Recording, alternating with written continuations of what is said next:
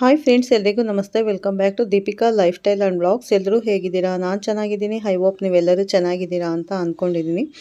Please friends, ಈ ವಿಡಿಯೋನ ಫಸ್ಟಿಂದ ಕೊನೆವರೆಗೂ ಸ್ಕಿಪ್ ಮಾಡದೆ ನೋಡಿ. ನಿಮ್ಗೆ ಇಷ್ಟ ಆದರೆ ಲೈಕ್ ಮಾಡಿ, ಶೇರ್ ಮಾಡಿ.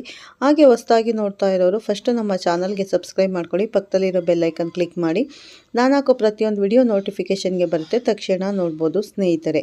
ಬನ್ನಿ, ನಾನಿವಾಗ ತಿಳಿಸ್ಕೊಡ್ತಾ ಇದ್ದೀನಿ ಕುಂಭರಾಶಿ ಬಗ್ಗೆ. ಈ ವಿಡಿಯೋ ಇಷ್ಟ ಆದರೆ ಓಂ ಶ್ರೀ ಗಣಪತಿಯೇ ನಮಃ ಅಥವಾ ಓಂ ಶನೇಶ್ವರಾಯ ನಮಃ ಅಂತ ಒಂದು ಕಮೆಂಟ್ ಕೊಡೋದನ್ನು ಮರಿಬೇಡಿ. ಈ ವಿಡಿಯೋನ ಫಸ್ಟಿಂದ ಕೊನೆವರೆಗೂ ಸ್ಕಿಪ್ ಮಾಡದೆ ನೋಡಿ. ಸ್ನೇಹಿತರೆ, ಇವತ್ತಿನ ಈ ಒಂದು ವಿಡಿಯೋದಲ್ಲಿ ನಾನು ನಿಮಗೆ ಕುಂಭರಾಶಿಯ 2026ರ ಏಪ್ರಿಲ್ ತಿಂಗಳ ಸಂಪೂರ್ಣ ಮಾಸ ಭವಿಷ್ಯವನ್ನು ತಿಳಿಸ್ಕೊಡ್ತಾ ಇದ್ದೀನಿ. ಈ ಒಂದು ರಾಶಿಯವರಿಗೆ ಗ್ರಹಗಳ ಸಂಚಾರ ಆಗುವಂತಹ ಬದಲಾವಣೆಗಳೇನು, ಬದಲಾವಣೆಗಳಿಂದ ಸಿಗುವಂಥ ಪಾಸಿಟಿವಿಟಿ ರಿಸಲ್ಟ್ ಅಥವಾ ನೆಗೆಟಿವಿಟಿ ರಿಸಲ್ಟ್ಗಳು ಏನು ಅಂತ ತಿಳಿಸ್ಕೊಡ್ತೀನಿ.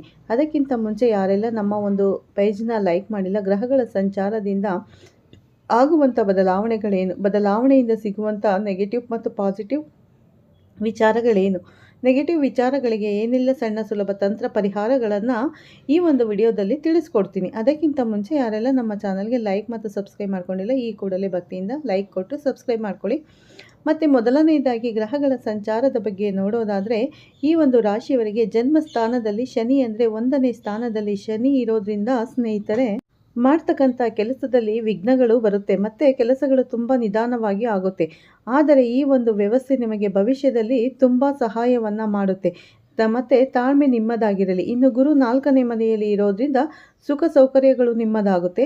ಜೊತೆಗೆ ಹೊಸ ಮನೆ ಅಥವಾ ಹೊಸ ಕಾರನ್ನು ಖರೀದಿ ಮಾಡೋ ಯೋಗ ಈ ತಿಂಗಳಲ್ಲಿ ನಿಮಗೆ ಬರುತ್ತೆ. ಇನ್ನು ರಾಹು ಮತ್ತು ಕೇತು ಬಗ್ಗೆ ನೋಡೋದಾದರೆ, 8ನೇ ಮನೆಯಲ್ಲಿ ಇರ್ತಕ್ಕಂಥ ರಾಹು ನಿಮಗೆ ನಿಮ್ಮ ಮಾತಿನ ಮೇಲೆ ಹಿಡಿತವಿರಲಿ ಅಂತ ತೋರಿಸ್ಕೊಟ್ರೆ, 2ನೇ ಮನೆಯಲ್ಲಿ ಇರ್ತಕ್ಕಂಥ ಕೇತು ನಿಮಗೆ ಆಧ್ಯಾತ್ಮಿಕದ ಒಲವನ್ನು ತೋರಿಸುವುದರ ಜೊತೆಗೆ ನಿಮ್ಮ ಜೀವನದಲ್ಲಿ ಇರ್ತಕ್ಕಂಥ ಸಂಕಷ್ಟಗಳ ಒಂದು ಅರಿವನ್ನು ಮೂಡಿಸುತ್ತೆ.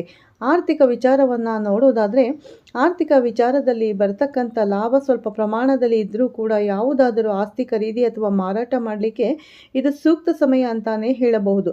ಕುಟುಂಬದ ಐಷಾರಾಮಿ ವಸ್ತುಗಳ ಖರೀದಿಗೋಸ್ಕರ, ಕುಟುಂಬದ ಸಂತೋಷಕ್ಕೋಸ್ಕರ ಹಣವನ್ನು ವ್ಯಯ ಮಾಡ್ತೀರಾ. ರಾಹುವಿನ ಸಂಚಾರದಿಂದ ಹಣವನ್ನು ಉಳಿಸಲಿಕ್ಕೆ ಸ್ವಲ್ಪ ಸಮಸ್ಯೆ, ಸ್ವಲ್ಪ ಕಷ್ಟ ಕೂಡ ಆಗುತ್ತೆ ಸ್ನೇಹಿತರೆ. ಹೂಡಿಕೆ ಅನ್ನೋದು ನೀವು ಮಾಡಬೇಕು ಅಂದ್ಕೊಂಡಿದ್ರೆ ಯಾವುದೇ ಕಾರಣಕ್ಕೂ ಶಾರ್ಟ್ ಟೈಮ್ ಇನ್ವೆಸ್ಟ್ ಮಾಡೋಕ್ಕೆ ಹೋಗಬೇಡಿ. ಲಾಂಗ್ ಟೈಮ್ ಅಂದರೆ ದೀರ್ಘಕಾಲದ ಹೂಡಿಕೆಯನ್ನು ನೀವು ಮಾಡೋದ್ರಿಂದ ಅದರಿಂದ ಲಾಭವನ್ನು ನೀವು ಪಡಿತೀರಾ. ಇನ್ನು ವೃತ್ತಿ ಮತ್ತು ಉದ್ಯೋಗದ ಬಗ್ಗೆ ನೋಡೋದಾದರೆ, ಮೊದಲನೆಯದಾಗಿ ನೀವು ಮಾಡ್ತಕ್ಕಂಥ ಕೆಲಸಕ್ಕೆ ಒಂದು ಉತ್ತಮ ಮನ್ನಣೆ ಸಿಕ್ಕಿದ್ರೂ ಕೂಡ ನಿಮ್ಮ ಸ್ನೇಹಿತರು ಅಥವಾ ನಿಮ್ಮ ಕೆಲಸದ ಸಹೋದ್ಯೋಗಿಗಳು ಅದನ್ನು ಕಿತ್ತುಕೊಳ್ಳುವಂಥ ಪ್ರಯತ್ನವನ್ನು ಮಾಡ್ತಾರೆ. ನಿಮ್ಮ ಮುಖಕ್ಕೆ ಕಪ್ಪು ಮಸಿವೆ ಬಳೆಯುವಂತಹ ಕೆಲಸವನ್ನು ಅವರು ಮಾಡ್ತಾರೆ. ಜೊತೆಗೆ ಯಾರೊಂದಿಗೂ ಕೂಡ ಅನಗತ್ಯ ಚರ್ಚೆಯನ್ನು ನೀವು ಮಾಡೋದು ಬೇಡ. ನಿಮ್ಮ ಕೆಲಸದಲ್ಲಿ ನೀವು ಇರ್ತಕ್ಕಂಥ ಶಿಸ್ತು, ನಿಮ್ಮ ಒಂದು ವ್ಯವಸ್ಥೆ ಅಷ್ಟೇ ನಿಮ್ಮನ್ನು ಕಾಪಾಡುತ್ತೆ. ಇನ್ನು ಉದ್ಯೋಗದ ವಿಚಾರ ಬಂತು ಅಂದರೆ, ಉದ್ಯೋಗದ ವಿಚಾರದಲ್ಲಿ ನೀವೇನಾದರೂ ಪ್ರಮೋಷನ್ಗೆ ಅಕ್ಸೆಪ್ಟ್ ಮಾಡ್ತಾ ಇದ್ದರೆ, ಉದ್ಯೋಗದ ವಿಚಾರದಲ್ಲಿ ನೀವೇನಾದರೂ ಪ್ರಮೋಷನ್ಗೆ ಎಕ್ಸೆಪ್ಟ್ ಮಾಡ್ತಾ ಇದ್ದರೆ ನಿಧಾನಗತಿಯಲ್ಲಿ ಅದು ಕೂಡ ಸಾಗುತ್ತೆ. ಮತ್ತು ನಿಮಗೆ ಪ್ರಮೋಷನ್ ಈ ತಿಂಗಳು ಆಗೋದಿಲ್ಲ. ವ್ಯಾಪಾರ ಸಂಬಂಧಿ ಉದ್ಯೋಗದಲ್ಲಿ ಯಾರಾದರೂ ಇದ್ದರೆ ಅವರಿಗೆ ಈ ತಿಂಗಳು ಕೊನೆಯಲ್ಲಿ ಉತ್ತಮ ಲಾಭವನ್ನು ನೀವು ನೋಡಬಹುದಾಗುತ್ತೆ. ವ್ಯವಹಾರದಲ್ಲಿ ನೀವು ಹೊಸ ಐಡಿಯಾಗಳನ್ನು ಮಾರ್ಕೆಟಿಂಗ್ ಇಂಟ್ರೊಡ್ಯೂಸ್ ಮಾಡಲಿಕ್ಕೆ ಇದು ಸೂಕ್ತ ಸಮಯ ಅಂತ ಹೇಳ್ಬೋದು. ಜೊತೆಗೆ ಭೂಮಿ ಅಥವಾ ಕಟ್ಟಡ ನಿರ್ಮಾಣ ವಿಚಾರದಲ್ಲಿ ಇರೋರಿಗೆ, ಆ ವ್ಯವಹಾರದಲ್ಲಿ ತೊಡಗಿರೋರಿಗೆ ಮತ್ತು ಈ ತಿಂಗಳು ಸ್ವಲ್ಪ ಲಾಭದಾಯಕ ಅಂತಾನೆ ಹೇಳ್ಬೋದು. ನೀವೇನಾದರೂ ಪಾರ್ಟ್ನರ್ಶಿಪ್ ಕೆಲಸ ಮಾಡ್ತಾ ಇದ್ದರೆ, ಪಾರ್ಟ್ನರ್ಶಿಪ್ ಬಿಸ್ನೆಸ್ ಮಾಡ್ತಾ ಇದ್ದರೆ, ನಿಮ್ಮ ಒಂದು ಪಾರ್ಟ್ನರ್ ಜೊತೆಗೆ ಸಣ್ಣ ಪುಟ್ಟ ಸಮಸ್ಯೆಗಳು, ಗೊಂದಲಗಳು, ಅನುಮಾನದ ವಿಚಾರಗಳು ಬರೋದು ಸಹಜ. ಸ್ವಲ್ಪ ಅದರ ಮೇಲೆ ಗಮನವನ್ನು ಕೊಟ್ಟು ಮಾತಿನಲ್ಲಿ ಅದನ್ನು ಬಗೆಹರಿಸುವಂಥ ಪ್ರಯತ್ನವನ್ನು ಮಾಡಬೇಕಾಗುತ್ತೆ. ಮಾರುಕಟ್ಟೆಯಲ್ಲಿ ನಿಮ್ಮ ಒಂದು ಬಿಸ್ನೆಸ್ಸನ್ನು, ನಿಮ್ಮ ಹೆಸರನ್ನು ಕಾಪಾಡಿಕೊಳ್ಳಲಿಕ್ಕೆ ನೀವು ಪ್ರಯತ್ನ ಮಾಡಬೇಕಾಗುತ್ತೆ. ಯಾಕಂದರೆ ಮಾರುಕಟ್ಟೆಯಲ್ಲಿ ನಿಮ್ಮ ಬಿಸ್ನೆಸ್ಗೆ ಇರ್ತಕ್ಕಂಥ ಹೆಸರನ್ನು ಹಾಳು ಮಾಡಲಿಕ್ಕೆ ತುಂಬ ಜನ ಕಾಯ್ತಾ ಇರ್ತಾರೆ. ಇನ್ನು ಪ್ರೀತಿ ಮತ್ತು ಕುಟುಂಬದ ಬಗ್ಗೆ ನೋಡೋದಾದರೆ, ಮೊದಲನೆಯದಾಗಿ ಪ್ರೀತಿ ವಿಚಾರದಲ್ಲಿ ದಾಂಪತ್ಯದಲ್ಲಿ ಸ್ವಲ್ಪ ಬಿರುಕು ಮೂಡುವ ಸಂಭವ ಇದೆ. ಜೊತೆಗೆ ನಿಮ್ಮ ಒಂದು ಧರ್ಮಪತ್ನಿ ಅಥವಾ ಮನೆಯಲ್ಲಿ ಇರ್ತಕ್ಕಂಥ ಒಂದು ಹೆಣ್ಣು ಆಗಬಹುದು, ನಿಮ್ಮ ಒಂದು ದಾಂಪತ್ಯದಲ್ಲಿ ಬಿರುಕು ಮಾಡುವ ಸಂಭವ ಇದೆ. ನಿಮ್ಮ ಒಂದು ಸಂಗಾತಿ ನಿಮ್ಮನ್ನು ದೂರ ಮಾಡಿ ಹೋಗುವಂಥ ಸಂದರ್ಭ ಎದುರಾಗುತ್ತೆ. ಅವಿವಾಹಿತರಿಗೆ ಕಂಕಣ ಬಲ ಕೂಡಿ ಬಂದರೂ ಕೂಡ, ಸಂಗಾತಿ ವ್ಯವಸ್ಥೆ ಬಂದರೂ ಕೂಡ 3ನೇ ವ್ಯಕ್ತಿಗಳಿಂದ ಈ ಒಂದು ಸಂಬಂಧಗಳು ತಪ್ಪುವ ಹೆಚ್ಚಿನ ಸಾಧ್ಯತೆ ಇರೋದ್ರಿಂದ ಸ್ವಲ್ಪ ಅದರ ಬಗ್ಗೆ ಗಮನವನ್ನು ಕೊಡಬೇಕಾಗುತ್ತೆ. ಪ್ರೇಮಿಗಳು ಅತಿಯಾದ ಭಾವನಾತ್ಮಕತೆಯಿಂದ ಮುಂದುವರೆದು ಒಳ್ಳೆಯದು. ಇನ್ನು ಕುಟುಂಬದ ನೋಡೋದಾದರೆ, ಮನೆಯಲ್ಲಿ ಸಣ್ಣದಾಗಿ ಶಾಂತಿ ನೆಲೆಸುತ್ತೆ. ಜೊತೆಗೆ ಮನೆಯ ಹಿರಿಯರ ಆರೋಗ್ಯದಲ್ಲಿ ಕಂಡುಬರುವ ಸಣ್ಣ ಪ್ರಮಾಣದ ಸುಧಾರಣೆ ನಿಮಗೆ ಸಂತೋಷ ಕೊಡುತ್ತೆ ಸ್ನೇಹಿತರೆ. ಮನೆಯಲ್ಲಿ ಇರ್ತಕ್ಕಂಥ ಮಕ್ಕಳ ಒಂದು ವಿದ್ಯಾಭ್ಯಾಸದ ವಿಚಾರವಾಗಿ ಒಂದು ದೊಡ್ಡ ಮಟ್ಟದ ನಿರ್ಧಾರವನ್ನು ಈ ತಿಂಗಳು ನೀವು ತಗೋತೀರಾ ಮತ್ತು ಹುಟ್ಟಿದವರಿಂದ ಅನಿರೀಕ್ಷಿತ ಸಹಾಯ ಮತ್ತು ಅದರಿಂದ ಶುಭ ವಾರ್ತೆಯನ್ನು ನೀವು ಕೇಳ್ತೀರಾ. ಇನ್ನು ಆರೋಗ್ಯದ ಬಗ್ಗೆ ನೋಡೋದಾದರೆ ಶನಿಯ ಪ್ರಭಾವದಿಂದ ಈ ತಿಂಗಳು ನೀವು ಎಡಭಾಗದಲ್ಲಿ ಇರ್ತಕ್ಕಂಥ ಒಂದು ಸ್ನಾಯುಗಳ ಸೆಳೆತ ಆಗಬಹುದು, ತಲೆನೋವು ಆಗಬಹುದು, ಕಣ್ಣಿನ ನೋವು ಆಗಬಹುದು, ಜೊತೆಗೆ ಮೊಣಕಾಲಿನ ನೋವನ್ನು ಈ ತಿಂಗಳು ನೀವು ನೋಡೋದು ಸಿಗುತ್ತೆ ನಿಮ್ಮ ಜೀವನದಲ್ಲಿ. ಯಾಕಂದರೆ ಈ ತಿಂಗಳು ನೀವು ತುಂಬ ಸ್ಟ್ರೆಸ್ಸನ್ನು, ತುಂಬ ಒತ್ತಡವನ್ನು ಈ ತಿಂಗಳು ಅನುಭವಿಸುವಂಥ ಸಂಭವ ಹೆಚ್ಚಾಗಿದೆ ಸ್ನೇಹಿತರೆ. ಹಾಗಾಗಿ ಆರೋಗ್ಯದ ಬಗ್ಗೆ ಹೆಚ್ಚಿನ ಗಮನವನ್ನು ಕೊಡಬೇಕಾಗುತ್ತೆ. ಈ ಒಂದು ರಾಶಿಯವರಿಗೆ ಸಣ್ಣ ಸುಲಭ ತಂತ್ರ ಪರಿಹಾರ ಏನಪ್ಪ ಅಂತಂದರೆ, ಪ್ರತಿ ಶನಿವಾರ ಶನೇಶ್ವರನ ದೇವಸ್ಥಾನಕ್ಕೆ ಹೋಗಿ ಎಳ್ಳು ಬತ್ತಿಯನ್ನು ದೇವರಿಗೆ ಅರ್ಪಣೆ ಮಾಡಿ ಅಥವಾ ಕಪ್ಪು ಎಳ್ಳನ್ನು ಶನೇಶ್ವರನ ದೇವರಿಗೆ ಅರ್ಪಣೆಯನ್ನು ಮಾಡಬೇಕಾಗುತ್ತೆ.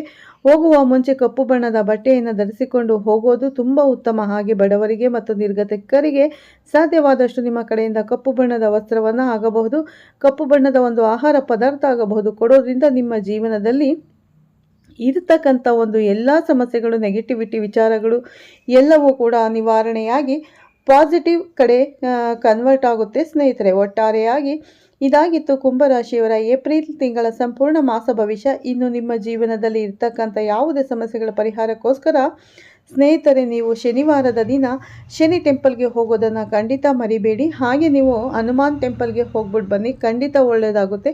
ಮತ್ತು ಹನುಮಾನ್ ಚಾಲೀಸವನ್ನು ಪಠಿಸಿ ಶನಿವಾರದ ದಿನ ಎಳ್ಳುಬತ್ತಿಯನ್ನು ಹಚ್ಬಿಟ್ಟು ಬನ್ನಿ. ಮತ್ತು ಕಪ್ಪು ವಸ್ತ್ರ ಧರಿಸೋದನ್ನು ಶನಿವಾರ ಮರಿಬೇಡಿ ಕುಂಭರಾಶಿಯವರು. ಕುಂಭರಾಶಿ ಮತ್ತು ಮಕರ ರಾಶಿಗೆ ಅಧಿಪತಿ ಶನಿ ದೇವರು. ಹಾಗಾಗಿ ನೀವು ಶನಿಯನ್ನು ತುಂಬ ಎಷ್ಟು ಅಂದರೆ ಯಾವ ನ್ಯಾಯ ಧರ್ಮಗಳನ್ನು ಶನಿ ಇಷ್ಟಪಡ್ತಾನೋ ಆ ಕಾರ್ಯಗಳನ್ನು ನೀವು ಮಾಡ್ತಾ ಹೋದರೆ, ಅಂದರೆ ದಾನ ಧರ್ಮಗಳನ್ನು ಮಾಡೋದ್ರಿಂದ ಶನಿಯನ್ನು ತೃಪ್ತಿಪಡಿಸ್ಬೋದು. ಬಡಬಗ್ಗರಿಗೆ ದಾನ ಧರ್ಮ ಮಾಡೋದಾಗಿರ್ಬೋದು, ಮತ್ತು ಊಟ ಉಪಚಾರವನ್ನು ನೋಡ್ಕೊಳ್ಳೋದನ್ನು ಮಾಡಿದ್ರೆ ಖಂಡಿತ ಶನಿದೇವರು ನಿಮ್ಮ ಕಷ್ಟಗಳನ್ನು ಪರಿಹಾರ ಮಾಡ್ತಾರೆ ಸ್ನೇಹಿತರೆ. ಹಾಗಾಗಿ ಮತ್ತು ವೃದ್ಧರಿಗೆ ಸಹಾಯ ಮಾಡೋದು, ಪಕ್ಷಿಗಳಿಗೆ, ಪ್ರಾಣಿಗಳಿಗೆ ಆಹಾರವನ್ನು ಧಾನ್ಯಗಳನ್ನು ನೀಡೋದು ಮಾಡಿದ್ರೆ ಖಂಡಿತ ನಿಮಗೆ ಒಳ್ಳೆಯದಾಗುತ್ತೆ. ಆದಷ್ಟು ಶನಿಯನ್ನು ಒಲಿಸ್ಕೋಬೇಕು ಅಂದರೆ ಈ ಕೆಲಸಗಳನ್ನು ಮಾಡ್ತಾ ಹೋಗಿ ನಿಮ್ಮ ಜೀವನದಲ್ಲಿ ಯಾವುದೇ ಕಷ್ಟ ಇದ್ದರೂ ಕೂಡ ಅದೆಲ್ಲ ಪರಿಹಾರ ಆಗುತ್ತೆ. ಮತ್ತು ಶನಿಯ ಸಾಡೆ ಸಾತಿನ ಕೊನೆ ಹಂತದಲ್ಲಿದ್ದೀರಾ. ಕೊನೆಯಲ್ಲಿ ಶನಿ ಮಹಾತ್ಮ ನಿಮಗೆ ಒಳ್ಳೆಯದನ್ನು ಮಾಡಿ ಹೋಗ್ತಾರೆ. ಇಷ್ಟು ವರ್ಷ ಕಷ್ಟದ ದಾರಿಯಲ್ಲಿ ಇದ್ರಿ ಅಂದರೆ ಕಷ್ಟಗಳನ್ನು ಅನುಭವಿಸಿದ್ದೀರಿ, ಆದರೆ ಕೊನೆಯಲ್ಲಿ ಶನಿ ಮಹಾತ್ಮ ಅದನ್ನೆಲ್ಲ ಪರಿಹಾರ ಮಾಡಿ ನಿಮಗೆ ಒಳ್ಳೆಯ ಶುಭ ಫಲಗಳನ್ನು ನೀಡ್ತಾರೆ. ಹಾಗಾಗಿ ಶನಿ ಮಹಾತ್ಮನನ್ನು ಪ್ರತಿದಿನ ಜಪಿಸೋದು ಮರಿಬೇಡಿ ಸ್ನೇಹಿತರೆ. ಶನಿ ಮಂತ್ರವನ್ನು ಓಂ ಶನೇಶ್ವರಾಯ ನಮಃ ಅನ್ನೋ ಮಂತ್ರವನ್ನು ಪ್ರತಿದಿನ 108 ಬಾರಿ ಜಪಿಸಿ, ಖಂಡಿತ ನಿಮಗೆ ಒಳ್ಳೆಯದಾಗುತ್ತೆ ಕುಂಭರಾಶಿಯವರಿಗೆ. ಆದರೆ ಈ ತಿಂಗಳು ಸ್ವಲ್ಪ ದಾಂಪತ್ಯದಲ್ಲಿ ವಿರಸ ಇರೋದ್ರಿಂದ ಪತಿ ಪತ್ನಿಯರ ನಡುವೆ ಜಗಳಗಳಾಗೋದ್ರಿಂದ ಸ್ವಲ್ಪ ಎಚ್ಚರವಾಗಿರಿ, ಖಂಡಿತ ಒಳ್ಳೆಯದಾಗುತ್ತೆ ಸ್ನೇಹಿತರೆ ಅಂತ ಹೇಳ್ತಾ ಈ ವಿಡಿಯೋನ ಇಲ್ಲೇ ಮುಗಿಸ್ತಾ ಇದ್ದೀನಿ. ಮತ್ತೆ ಸಿಗ್ತೀನಿ ನಿಮಗೆ ಉತ್ತಮ ರಾಶಿ ಭವಿಷ್ಯದೊಂದಿಗೆ ಅಂತ ಹೇಳ್ತಾ, ಸೊ ಸ್ನೇಹಿತರೆ ಹೊಸದಾಗಿ ನೋಡೋರು ಫಸ್ಟ್ ನಮ್ಮ ಚಾನಲ್ಗೆ ಸಬ್ಸ್ಕ್ರೈಬ್ ಮಾಡಿಕೊಂಡು ಪಕ್ಕದಲ್ಲಿರೋ ಬೆಲ್ಲೈಕನ್ ಕ್ಲಿಕ್ ಮಾಡಿ. ನಾವು ಹಾಕೋ ಪ್ರತಿಯೊಂದು ವಿಡಿಯೋ ನೋಟಿಫಿಕೇಷನ್ಗೆ ಬರುತ್ತೆ, ತಕ್ಷಣ ನೋಡ್ಬೋದು. ಹಾಗೆ ಈ ವಿಡಿಯೋ ಇಷ್ಟ ಆಗಿದ್ರೆ ಒಂದು ಲೈಕ್ ಕೊಡೋದನ್ನು ಖಂಡಿತ ಮರಿಬೇಡಿ ಸ್ನೇಹಿತರೆ. ಒಂದು ಲೈಕ್ ಕೊಡಿ. ಹಾಗೆ ಓಂ ಶನೇಶ್ವರಾಯ ನಮಃ ಅಥವಾ ಓಂ ಶ್ರೀ ಗಣಪತಿಯೇ ನಮಃ ಅಂತ ಒಂದು ಕಮೆಂಟ್ ಮಾಡೋದನ್ನು ಕೂಡ ಮರಿಬೇಡಿ. ಓಕೆ, ಮತ್ತೆ ಸಿಗ್ತೀನಿ ನಿಮಗೆ ಉತ್ತಮ ರಾಶಿ ಭವಿಷ್ಯದೊಂದಿಗೆ. ಧನ್ಯವಾದಗಳು ಸ್ನೇಹಿತರೆ, ಎಲ್ಲರಿಗೂ ಒಳ್ಳೆಯದಾಗಲಿ.